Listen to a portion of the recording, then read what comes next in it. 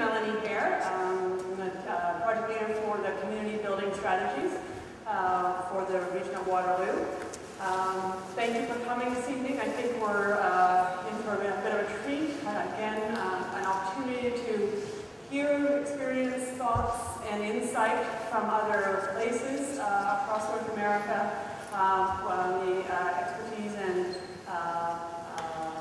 real places that Karina has had an opportunity to influence. My goal, and I'd like to take just a moment to talk to you a little bit about the community building strategy that the region has underway. I see many familiar faces, so it's wonderful. I welcome you back, and thank you for continuing to be part of these dialogues, and some new faces, which is terrific. We are this week out in the community with 3 open houses presenting draft community building strategies, which build on the work we've done to date and many conversations we've had with you. I'd like to just take a moment to tell you a little bit about those and what's going to be coming forward, and hopefully tease you enough to come you back into the boards after the presentation. This is a really critical time in the region of Waterloo, at the regional level, at the city level, at the neighborhood level, in the many main streets and districts.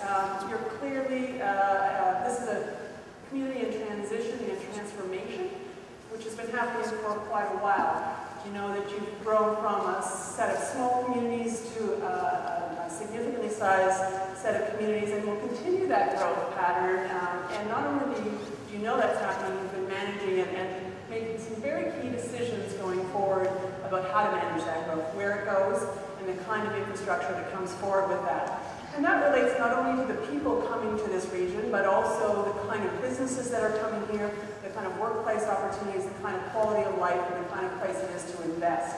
So it's a very exciting time in your community. And those kind of changes have happened over the last couple of decades and will continue to occur, have also already started to create opportunities for new forms of development, community building, and open spaces. You see that in the buildings such as the Lang Tannery, the location of the School of Architecture in downtown Cambridge, transformation of King Street, and the uptown, the shops at Uptown. All really excellent examples of successful placemaking, city building that have transformed over the last few years. The new kid on the block, relatively, although you'll be thinking about it for a good 30 years, is the introduction of rapid transit into the Central Transit Corridor. That's also being complemented by an enhanced and expanded I-Express bus route system. We're also looking at active transportation networks, which complement that and give you opportunities for new ways to walk, to cycle, to blade through your community, collectively creating a new mobility grid. And you already see that the growth patterns, the land use and planning permissions and provisions, as well as the infrastructure that's in place, has created a response pattern from the development industry, which is seeing the Central Transit Corridor as a really opportune place to invest, to build new residential units, as well as new employment opportunities, all within a direct vicinity. That's already happening.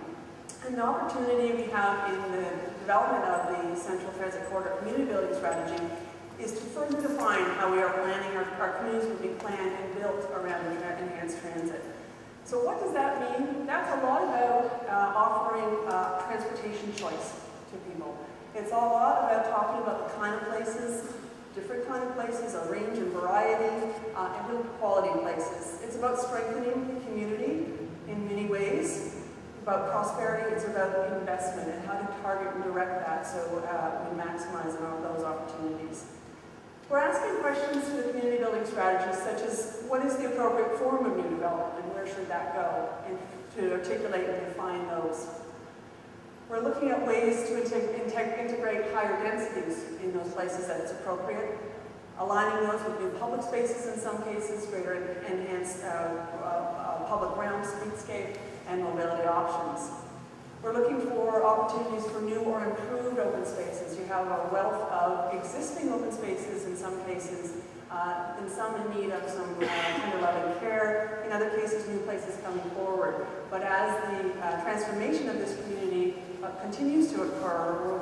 We're looking in the community building strategies for opportunities for a whole range of public gathering places. And clearly we need to understand how to better integrate open spaces with transit. We are using and leveraging the wealth of ideas really that came forward through the Exploring the Opportunity forums in this process, which were held in April, May, and June, to create a set of draft community building strategies. And that's what's before you in the room, in the gathering room with all the panels. Those are the draft strategies, and we're hoping that you, if you haven't had a chance, you'll take a few moments after this session, take a look, provide your comments and input. Because we clearly need to hear from you. These draft strategies are not right yet. We may be missing things. We may be emphasizing priorities which you'd like to have us refine. So we need to hear from you, and the 3 community open houses this week are an opportunity to do that. All this material will be on the project website and at the storefront at office as well at 220 King Street West, and open for comment and your thoughts. So we really encourage that to come forward. So that's just a bit of a pitch around what we're doing, how we'd like to keep you involved, and what I would like to do at this point is to welcome onto stage Rob Swern, the Commissioner of Planning for the Region of Waterloo, and ask him to say a few words.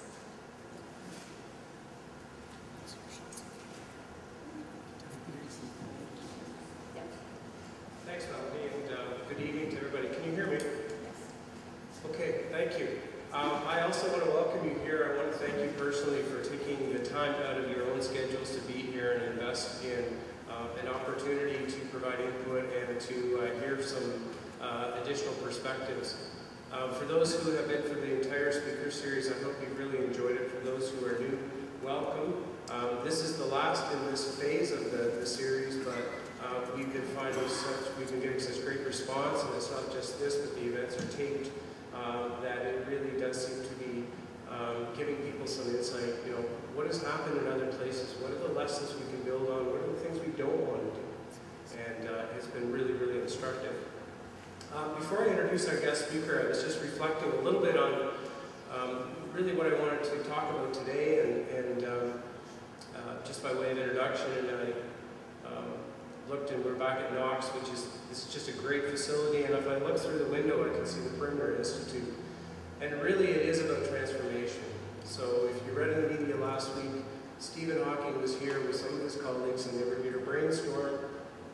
And we truly are on the global stage when we have someone of his acumen, the face of physics globally, coming to our community and doing really outside-the-box things. So that the whole theme of transformation certainly is very, very pertinent, and we are front and center on the global stage as we move forward into this very exciting phase. So, as Melanie said, we're really focused on shaping the community part of rapid transit. Transit, as Melanie said, is one piece of that larger strategic puzzle that we have, and we're very, very excited about the prospect of a 2017 opening date. So tonight, and without any further ado, I want to introduce our guest speaker, who is Karina Ricks, to talk about her hands-on experience in community transformation. A few pieces of information about Karina. She's a principal with the firm Nelson Nygaard, which is an internationally renowned company formed by 2 former San Francisco Municipal Railway managers. So a very, very interesting niche company. Its services range from strategic thinking to the smallest design details. And I think in part that's what draws us to Nelson Nygaard and Karina, is to talk about exactly what is the philosophy and what is the translation of that philosophy onto the ground. What makes it all work? So in that respect, Nelson Nygaard and Karina are natural fits for us. Karina has led many plans that have built or revived dynamic, diverse, walkable, and prosperous neighborhoods and communities. And Karina prides herself in creating holistic policies and balanced, implementable, realistic, and affordable, I like that, solutions for cities and communities. Karina's experiences are also truly global. Now working out of Washington, D.C., her career has included initiatives in Washington, Chicago, New Orleans, federal, that is U.S. policy and program development, and assignments in Europe, including Bosnia and Herzegovina, Latvia, and even qualifications, and you can find all of those online. Holds a master's degree in city and regional planning from Cornell University, is a Fulbright scholar, and a member of the American Institute of Certified Planners. So ladies and gentlemen, please join me in welcoming Karina Rivers.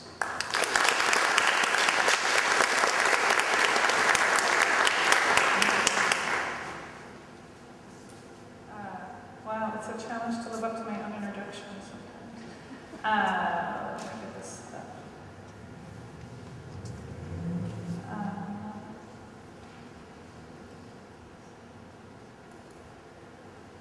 So I was asked here to talk about how you can really integrate rapid transit together with automobile and other choices in transportation, and how we can do that to really build a complete community. So we never build transportation just for transportation's sake. You build transportation to achieve some larger objective, some larger goal with the community. But sometimes we forget. Sometimes we get so wrapped up in sort of the sweetness of the engineering itself that we forget those larger objectives of community and connections that we're really out to build. Winston Churchill said, once we shape our buildings, although we use cities here, first we shape our cities, and then they shape us. And it's quite true with infrastructure. Infrastructure is one of the things that stays in place for literally hundreds of years after the societies and the communities that built it are gone and changed. So we still see the Roman viaducts, we still see the old Roman roads, and it tells us something about the community. It tells us something about the community values that they had at that time. Looking at that old architecture, we can tell something about what Pompeii was like at the height of that society and how they just moved around and what they valued as a community. And I think the infrastructure that we build here in North America will have much to say about us centuries from now. And so really thinking diligently about how we design that infrastructure and for what purpose we're putting it in place. Just a few statistics to sort of set the table of what you have here in the Waterloo region, which is a region rich already in transportation choices. 94% of your households are within less than half a kilometer of transit stations right now in your region. At the same time, you have more automobiles than you have households, 1.5 autos per household in this region. But while you have that, you still have 1 in 10 households that are food insecure in this region. And so while they have an auto, they may be making some trade-offs and some choices in how they're using their household investments. Nearly $10,000 are spent every year on transportation for the households in this region. It's about 14% of your household income that's going for transportation costs here. In Canada, that represents just about the same amount as you spend on housing nationwide. Here, it's a bit lower than what you spend on your housing costs.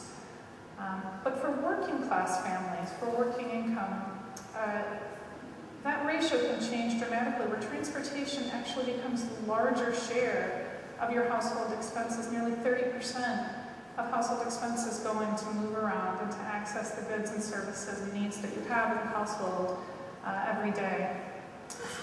So that proportion is usually a fixed proportion, so as your income declines, the share for transportation becomes a larger and larger portion of your household expenditures. And in here, I think no one will be surprised to find that the vast majority of the way that we travel around is through driving, either as a driver or as a passenger in a vehicle. 87% of the trips that are made in the Waterloo region are made in an auto, with walk comprising the second largest amount at just 8%. But you have a rising transit usage, you have rising transit ridership here, and you have more appeal to that mode of transport. But there are trade-offs that are being made. And just to put it in perspective, while you spend nearly $10,000 a year on transportation costs, it averages about $7,500 for a year's education at your local Waterloo University here, maybe $2,000 more for books and other needs for the university. So annually, there are households that are making the trade-off between paying for transportation or paying for higher education that might allow them to make some different choices in their lives. And so these are some of the trade-offs that happen every day. How are you going to spend the money that you have? Do you spend it on healthy food? Do you spend it on higher education? Do you spend it on household savings? And these are the sorts of things where transportation really influences those choices. And the choice in transportation and the choice in life's other choices are very much related. But we wonder how much choice there really is. This is a statistic from the US. I've seen similar statistics for Canada, where 83% of the trips that are less than 5 miles are driven in an automobile. I'm from Washington, D.C. I'm originally from Michigan, so I'm very familiar with the use and celebration of the auto. But even in Washington, D.C., a city that's chock full of transportation choices, 60% of the trips less than 1 mile are driven. So the auto is not going away. It will continue to be a mode of choice that we use. But these are trips that are lend themselves very well to alternative modes, if those modes are available to us. This percentage indicates perhaps that those modes are not as inviting as we would otherwise see. And there are consequences to driving so much. In the US, it's a very hot topic now, the rise in obesity rates in the nation, but in Canada as well, you're facing some of these issues. And we're also an aging population. So seniors are beginning to come up. The baby boom generation is rising and coming into now their retirement years. And what we're looking at is about the next 2 decades, where the largest segment of the population will be in those retirement years. At the same time, we have the echo generation, the new generation coming in, and that's a generation that also is looking for ways to get around that may not require that they drive for entirely different reasons. Maybe they want to text or they want to visit their friends, but both of these, for the next 2 decades, we're looking at demographic trends that are really crying out for more choices and more options beyond always the necessity of driving. And it's not getting any cheaper to drive a car anymore. We know that there are rising rates for fuel costs, rising rates for insurance, rising rates for maintenance, and we've all been there, right? So, and it costs our local economy as well. This heavy reliance on the automobile draws our local expenditures out into the global economy and exports a huge amount of resources away from our local economy, money that could be chosen on goods and services and amenities here in your own community and recycled here.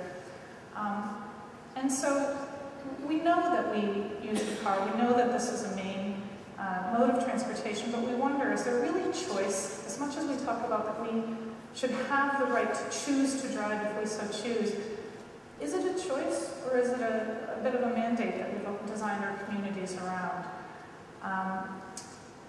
In Washington, D.C., we've done a very, very good job of creating rapid transit for the work trip. And this arrangement in the Center Highway can get us very quickly to our work destinations, but work is only 20% of the trips that we make. The vast majority of household trips are for non-work purposes. You'll learn more about these characters later. These are my kids. And so we want it to be choice. This is a recurring theme that you'll hear through this whole presentation, is that we maybe have orchestrated our infrastructure in our society right now where we talk about choice, but in reality the choice might not be so balanced as we'd like it to believe. We don't want to demonize the car. Sometimes you really just need a car if you want to go out to the lake, or if you want to live a life like I typically lead. And sometimes you just want one because they're fun and they're fast and it's good to drive. But it should be a choice, and it should be something that you have the option to do rather than being cornered into that mode. So we'll talk about what makes it a choice. And there's 3 words really that I would want you to remember, which is that it needs to be convenient, it needs to be competitive, and it needs to be dignified. And that's something that we want for all human beings in any mode of travel that they choose, for it to be convenient, competitive, and dignified. And we'll start with convenient. The single largest factor when we choose how we're going to get from one place to another, the single largest influence over that is street connectivity. If you can can get from here to there, you have so many more options in how you like to travel than if the streets are discontinuous. This is where my parents live in Michigan, just outside of Lansing, a community not very different than what you have here. And they live at point B, and the grocery store is at point A. And for them to travel on the roadways as they exist today, it's about 3 kilometers, which is not an outrageous distance to travel, and it could lend itself very well to a bicycle trip or some other mode of travel. There is transit that's available on the main corridor, again, not very far from them, that would take them into the central city of Lansing. But this is what they're faced with, a street that has no sidewalks, no shoulder, no options, and at 65 and 70 years of age, this is not a comfortable option in any other mode of travel than an auto. And so they're forced to drive 3 kilometers for every purpose, every day, every need, and then of course incurs expenses to them. But with just a couple of interventions, this doesn't show very well, but if you can finish the network in just 2 places, segments that are less than 100 meters each, they can now make that same trip in less than 1.5 kilometers. And that opens up a whole new way of travel for them, where they're on a street that's comfortable, that has complete sidewalks, where they can bike or they can walk or they can stroll, to make those connections as their time allows. Small interventions, small things that we can do in our network that really make a world of difference in that investment that you're making, and open up a richer array of choices in the way that you travel. You have a number of choices here along your central corridor, where you do have a rich use, heavy use of transit and of cycling and of walking in many areas along this corridor, but there are many areas where these options are less available and where they find more challenging approaches to access that main transit corridor through these modes. So these are the areas of lower transit use. And so asking the questions, what will it take to increase transit in these areas and to help that make those connections to that main corridor? Areas of lower bicycle use, where perhaps some small interventions in the bicycle network may open those areas up for that option. And areas of lower walk that maybe need to be examined for the network that exists there in the pedestrian arena. And there are areas that are sadly low performing in all 3 alternative modes. And these are the places where really residents and individuals who live in these areas may find themselves, again, trapped in only one mode of travel without equitable choices in how they want to move around their communities. It does need to be competitive when we talk about designing alternate modes of travel where they're equally competitive to drive as to walk as to take transit. A lot of that has to do with land use and simply having the goods and services close to where you live or close to one another. And we've seen a strong correlation between a mix of land uses and lower demand for household autos, which again reflect back on that household incomes and disposable incomes. So a little bit from my experience, this is a community called Prince George's Plaza. It's a metro station outside of Washington, D.C. It has everything that you would want. It has employment, it has retail, it has housing, it has services, it has access by bus and bike and metro rail, which is heavy rail transit, and clearly parking is available. But is it really competitive when you need to go up and over this pedestrian walk and back down again to weave your way through a parking lot to access those goods and services? And perhaps if you don't like going up and over, you can go around. But what we've seen is that the human desire to travel in a straight line at grade in an environment with other human beings where they're comfortable is so compelling that what we've had to do is literally fence the metro station off away from that natural human desire to travel in a straight line at grade. And so this is maybe not what we're going for. This is not the legacy that we want the archaeologists to find and tell the story about us 100 years from now. When we can tell the story like this is another metro station, Rhode Island Avenue in Washington, D.C. area, where you literally exit the metro station and are immediately on the main street of the corridor. The major arterial, the roadway, is just to the side, just behind those buildings on the left. So it's easy to drive, it's easy to access. You have many ways to get to this facility, but it's dignified, and it's a true and balanced choice in the way that you'll get there. Right behind the buildings on the right is a 500-car parking garage. So truly there are many options to get to this area. And let's talk about dignity for a minute, because that is something that as human beings we need when we design things. We need to be treated with dignity, and if we don't, we won't take that mode. This is not a dignified sidewalk. This is a cow trail. But clearly there's a desire for people that are trying to make that connection, either because they have no choice or because it's the easiest way for them to travel. But this is not a dignified nor competitive amenity for them. It's not dignified to have cars parking where you designed for the pedestrians to go.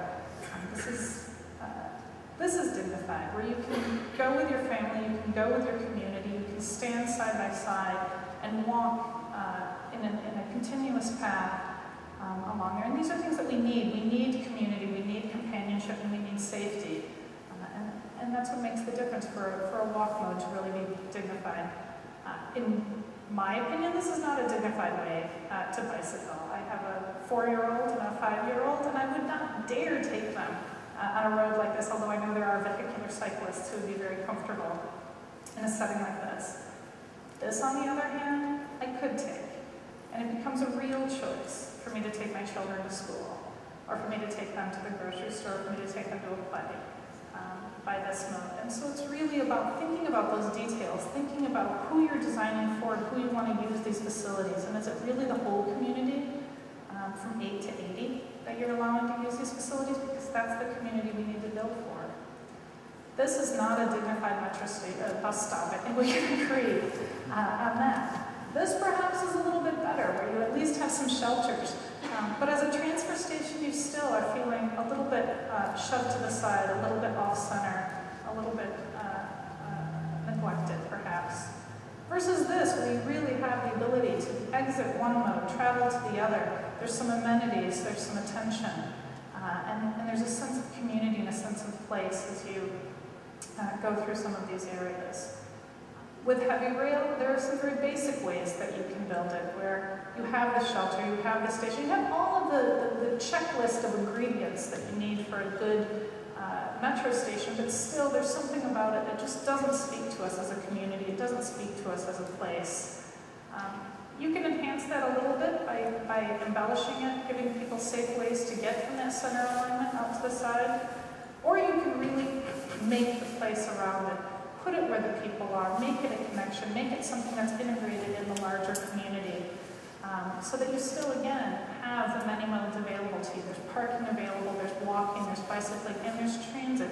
It's a choice, not something that is for those people to use who are left to their own. And really making sure that it's something accessible to everyone, regardless of their ability, regardless of their economic status, that they feel safe, that it's smooth, that it's level, and that it's even for their access in that mode. And there are the amenities that are important. I don't want to dismiss that there's just a checklist that you need to provide. But providing people with a place of comfort, a place that has some architectural detail to it. This sends a signal, this tells us what we want with this facility and how we want people to travel. And cars deserve dignity too. I think as drivers, we might agree that this is not a dignified way to travel. This is warehousing the automobile in a surface lot. This is perhaps a bit more dignified. So again, every mode needs to have that dignity associated with it. Lighting is part of it to make us feel welcome, whether it's day or night, and safe in that option. And creating place. You're making a sizable investment in this infrastructure decision that you're making. A small increment more to really create place and really celebrate the community that you are and tell the history of this time, and as you're building it, can make a huge difference.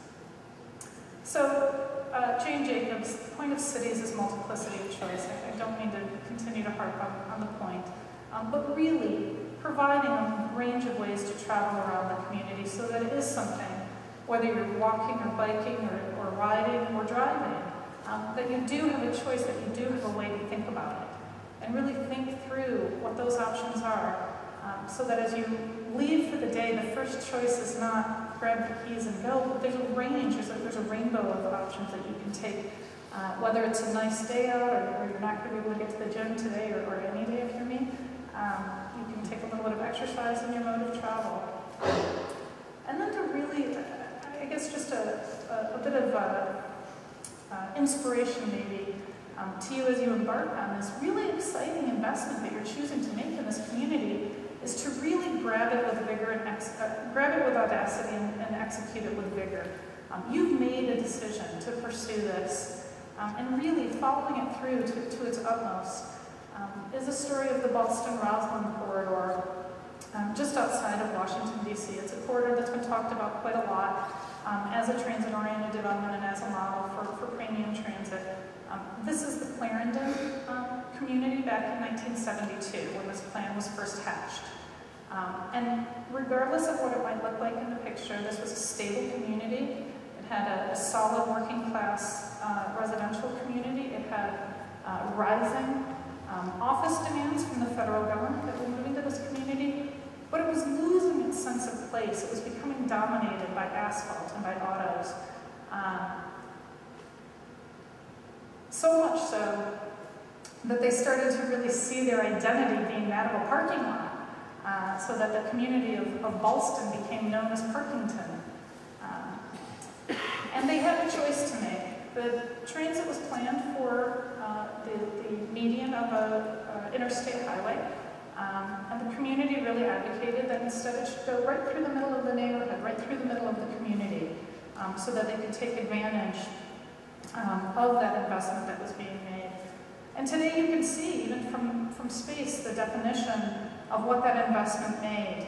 But it's a crisp definition. There are strong lines between where they said we'll allow investment to happen here and we'll protect those areas just one block away. So the historic bungalows, the historic neighborhoods are still intact, just one block beyond this revitalized corridor. And what you see today is a community that has built 30 million square feet in 30 years of their development. It now generates 30% of the total tax base for the county on just 7% of the land. They have the 3 metro stations that the development has closely clustered around, and you can again see, even from this angle, the strong line that exists between the reinvestment and the traditional neighborhoods that are there. But I think it's also important to note that they didn't give up their choice. 83% of the households in this community, despite the density, despite their commitment to transit, despite their commitment to walkable, bikeable communities, 83% own cars. 25% of the community own 2 or more cars. So it's not a community that's decided that it's a choice between we get to drive or we have to take transit. It's a community that opted for both. They opted for choice.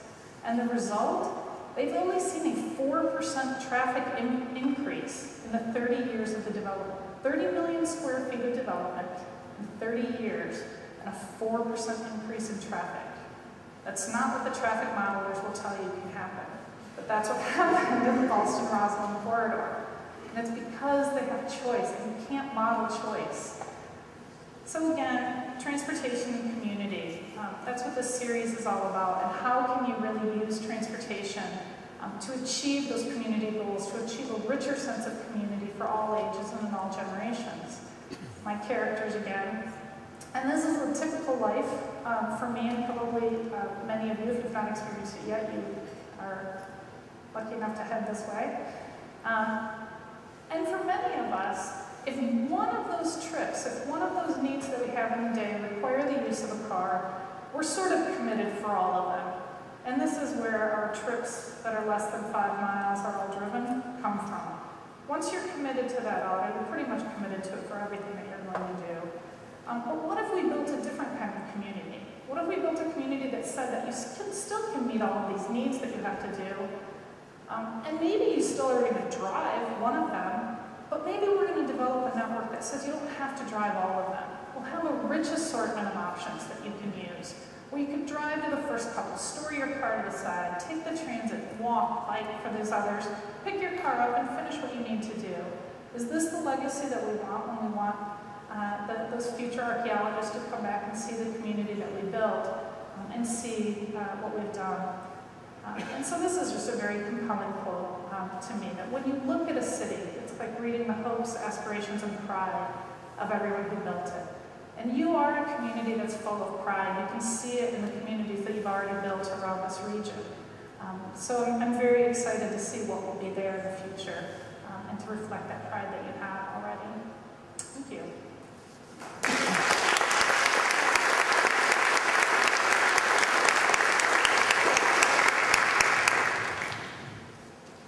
Thank you, Karina. Many insights into successful community building. A reminder about the long-term legacy that you're about to invest in. An investment of this scale. Most communities I've worked in, this happens maybe once in 100 years. And I think that's important, and that sort of emphasizes the kind of critical moment you're at, but also to think about getting it right. And so many of the examples you've given us highlight that. I think Karina is open to some questions, or if you want to share some thoughts. So I have a portable mic, and I can come and find you if there are folks who'd like to ask a question or two. Thank you. So, I'm wondering, what are some of the, in your experience, what are some of the biggest ways in which communities fail to make the connection between sort of transportation and land use? Like what, so I mean, a lot of people know a lot of these principles, but in the translation from knowing to doing, what are some of the biggest pitfalls and how can we go through? I think design has a lot to do with it. So everything happens incrementally over time. We can make big plans. We can draw fantastic models, but things happen bit by bit, especially in a growing community like this. So the first thing that comes out of the ground may not be what the grand plan envisions. But the important thing is to really sort of build it in a way that it sets up what that next investment might be and what that next investment might be. This is something we're struggling with in Washington, D.C. quite a lot right now. Is parking, as you know, is often a very hot topic, and how much parking should be provided. The fact of the matter is, in some of these emerging neighborhoods, parking is a big part of being competitive and bringing that market in to support that first investment that happens and that second investment that happens. But by the seventh and eighth investment, you've got too much parking and you've got a traffic problem. And so what we're really trying to do is balance what you build now with what the demands in the future are going to be. So maybe the first 2 or 3 developments that come out of the ground are providing parking, so they're able to draw from that larger region that they need to bring there. But we don't have those standards in place for the 5th, 6th, and 7th developments that are coming. They can use the resource that's already there. We don't need to have each one pretend that they're still stuck in the era of that first investment that came. So I think just being open to how do you build it incrementally, because it's not all going to happen at once. But what we've seen from successful communities is that they do eventually like to be, we're social animals. We like to be where other people are. And investors are social animals as well. They like to be close to those other uses that they know that they can leverage from and that they can be a part of. I don't know if I have a question. Karina, the 30 million square feet that you showed in Washington is built on the government employment downtown, so 3 metro stations. If you build them, people will come because they get to work. Here we have 13,000 downtown Kitchener, and it's forecast to be 24,000. The other thing in your pictures there showed is 3 parallel streets. Here, because of the Mennonite background, we have one street, King Street, and the LRT will remove 60% of its capacity. And in fact, in a year and a half, it will be at capacity when they start doing the construction for the LRT. So when you look at community building with those 2 sort of very challenging dimensions, no downtown, no commuters, and no roads to even serve the extra 4% of the traffic. I think that it's a bit of a, I don't want to say it's a misnomer to say that you must have a large metropolitan core like Toronto or Vancouver or Washington, D.C. in order for corridors like Kirshner and Cambridge and Waterloo to really make it. The history of human settlement has been one of small towns that were a series that grew. So you can be a small town. It's not a compelling necessity that there be a major metropolis that's going to bring those energy. You may not have 15 and 20-story buildings like what Arlington County was able to achieve. You'll have a scale that's more appropriate to your market and your demands here that may be 5 or 6 or a mixture of some tall and some lower scale. So just you're correct that probably you're not headed for 30 million square feet here, at least in the very immediate future. But you will see a substantial amount of increased growth. You're already headed there whether you build the transit or not, according to what the market studies are saying. And so this again is providing just an option. It is true that having a rich array of networks and a way to disperse the traffic so that there's multiple parallel routes is something that we would all wish for if it was there.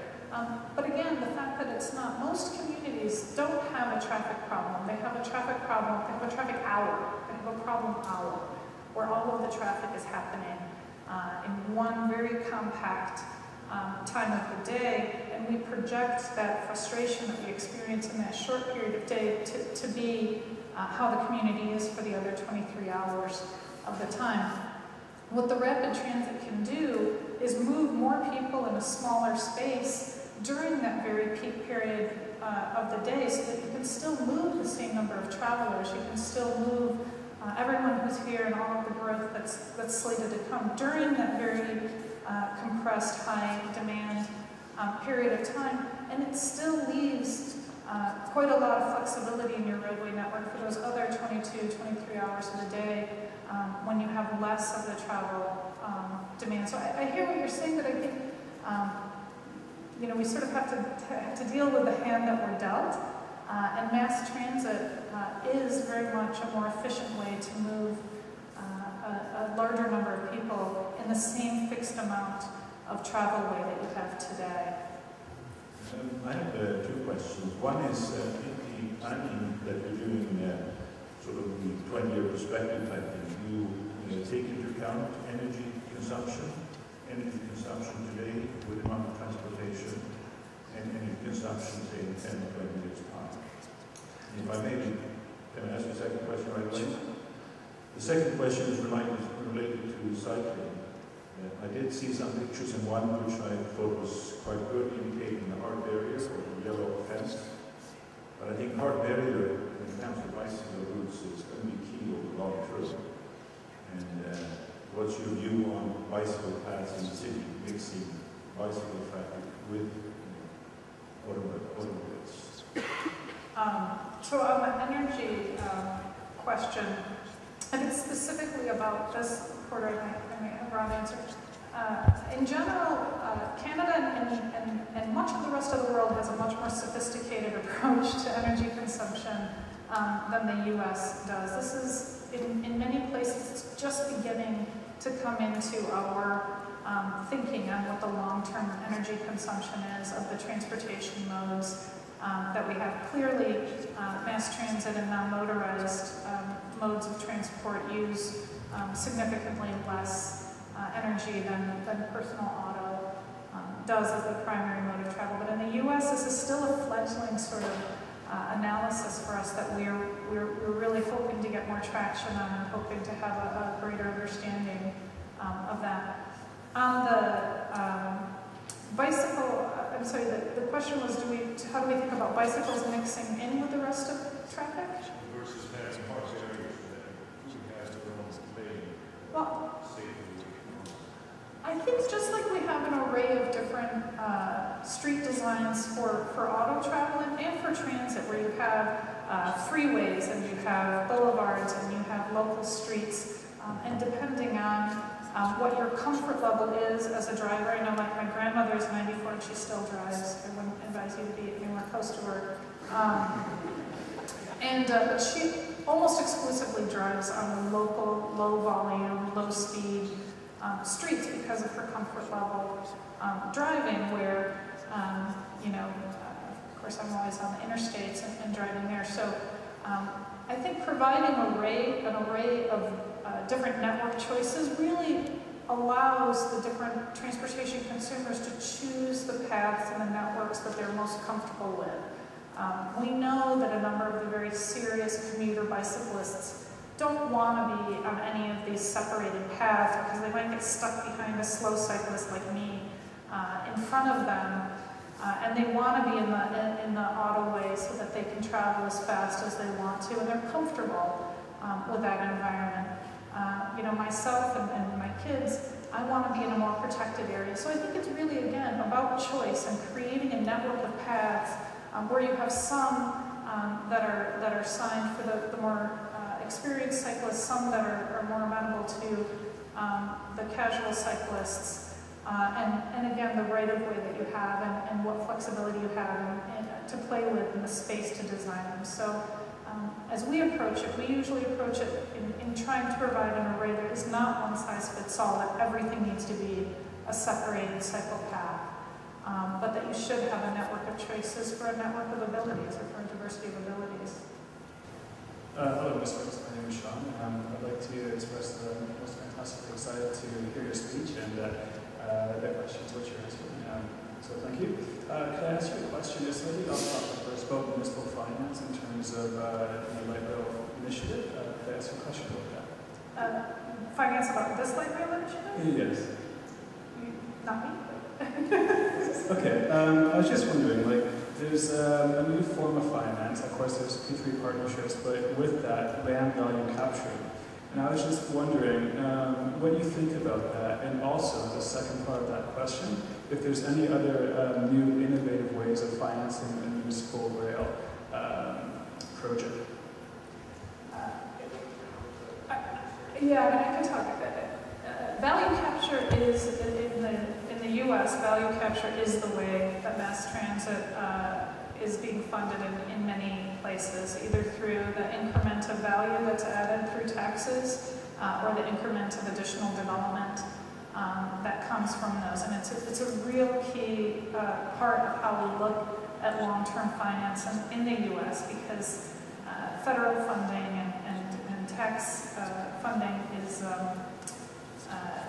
not so popular in the U.S. And so we also see that the private sector has really embraced the value of these investments coming to them, so much so that we have property owners really engaging in one-upsmanship of we'll pay even this much more if you come on this alignment versus this property owner who's only able to pay that much. So value capture, fortunately, is really being understood by the private development community as an additive value to their properties, and it's a really a key way of financing things. That more innovative ways of financing that we've seen have been in some of the more progressive cities really making a quantification of what the cost of providing parking is for the buildings, and if you are able to provide less parking because you have more transportation options available, that there could be a reinvestment, a shifting of those costs that would otherwise have been spent providing those parkades to investing that money in the transit system. We've seen some actual sponsorship, so naming rights and those kinds of things happening with the transit system. Did you want to talk about yours? Just in terms of our experience, I would describe the American experience as more varied and probably more enabling and entitled in terms of value uplift capture. I think they're ahead of us, quite honestly, in some respects. I think, and we continue to explore some of those tools in the U.S. I think there is a newness that is still coming with this. The provincial government regulates municipalities. They're concerned about the debt that we might incur, and they have been, quite honestly, a bit reticent on things like tax increment financing, which is a very small variation on business as usual. So I think we have a long way to go on that type of capture. As it pertains to the financing of the entire rapid transit route, though, itself today for the first phase. You're quite right, we are going through the whole suite of options and opportunities that we have. And of course, we have federal, provincial, and municipal partnership. Then how do you leverage that to create best return and create a contractual environment? And how do you keep things like operational maintenance together? So my own contention is we have a long way to go in Canada in terms of getting better at value output capture and some of those tools, but I think we have no respect. So basically the behavior change strategies for adoption of sustainable modes, outside of the few rare moments in the life when you might sort of be thinking about it, have you seen good strategies for engaging people in making new decisions on how they change their modal choices? Yeah, we've seen a little bit of a sidebar in Washington, D.C. So in the late 1990s, you maybe heard about the city because we were labeled as the murder capital of the United States, and we had just re-elected a mayor who was freshly out of federal prison that we elected to be our mayor. And it was not the highlight of our city's sort of time. And we were seeing a huge exodus of people from the city, a huge exodus of investment that was happening. And some of the older strategies had been, well, we're just going to have to turn the whole city into a commuter city because our last best chance is that at least we can keep people coming into the jobs in the center, and we'll turn all the roads into car roads so that they'll leave. Well, we changed our thinking, fortunately, and started doing things a little bit differently. But it was hard because we'd had a car culture. We'd had a place where, even though it's a central city, everyone was driving, and that was the easiest way to get around. And it's a little bit unsafe. You want that protection of your private vehicle. And so it was really bit by bit of improving incrementally each mode of transit and focusing on one at a time. So first we focused on the Metro Rail. How do we really make the rapid transit something that's attractive and give people an excuse to take it? Maybe it's just to go to their work because that's the easiest way to do it. But when they start seeing how easy and how convenient it is to take the rapid rail for work, then they can try it for a dinner night out or for some of these other trips that they make. So then we focused on the buses and how do we make the buses an equally respectful mode to travel than just the rapid rail. And so really changing the vehicle of the buses, investing in those amenities at the stop. So again, people can feel dignified and welcomed as they're traveling on that mode. And so giving them an excuse to try that through promotions and through other kinds of things. We introduced bicycle sharing about 2 years ago now. And so again, people started using, people who had never biked before swore that they would never bike because they wore high heels or dresses or whatever it was. They just bikes were not going to work for them. But having the bike share gave them an excuse to use it just once or twice, and they thought, well, this is such a great way to travel around the city. I can get there so quickly, and it's easy, and I'm in control the whole time. And we've seen bicycle sales go through the roof because we have the bike share program that really was that teaser that got people to just try it. And again, now we've introduced Car2Go and some of the one-way car sharing programs in the city.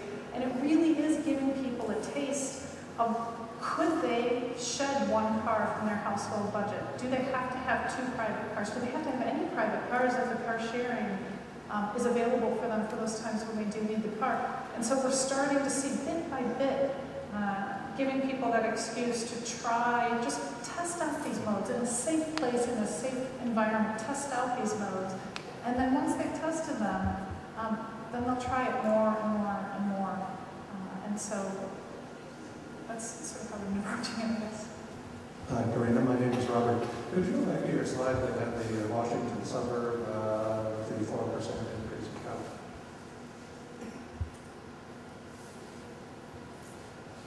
You know that one? Sure do. Yes. My questions are as regards the dotted lines, which demarcate the new area of density from obviously pre-existing community. Yeah. And my question deals with the nature of that dotted line. Is there a true separation between the new and the old? Or did the new cause any of the following things to flow into the old? In other words, did the new cause the old to become a parking facility for the new? Did the new cause the old to become an ingress and egress ramp for the new? Building upon the previous question. Did the new cause the old to become an infrastructure carrier for the new? And I'm particularly thinking of perhaps high voltage hydro facilities which might be run above ground, multi-phase hydro, which could possibly remove some of the apparently attractive trees in the old area. So what was the experience in this area depicted? And if it turned out that those three things were having significant impacts on the old, would you consider that the planners had done a proper job? Yeah, those are all very, very good questions, and really no, it was a very, very well thought out plan that Arlington County hashed back in the 70s. It was ratified by their county council, so it actually became an amendment to their sort of county constitution in a way so that it was actually adopted in law where those growth boundaries would be. Many of the neighborhoods that became designated historic districts, so there was additional protections put on those neighborhoods. And they have a very robust community process, a community council that reviews nearly every development project that goes through this county. There's an extensive public process that is reviewed and dialogued. It's not easy to do development in Arlington County. It's a very lengthy process, but clearly there's some payoffs for those that are willing to go through it. And they do talk about what is the parking impacts that will happen and what is the routing of the modes of access to come to and from these developments that you're building.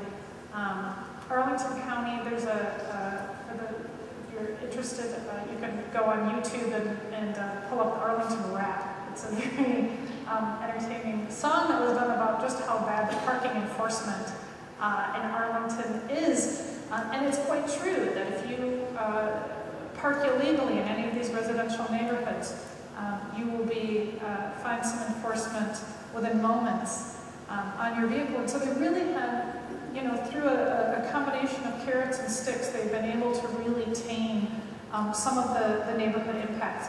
They've enacted a lot of design strategies. Arlington is really rich in the way that they have established their neighborhood street program so that they have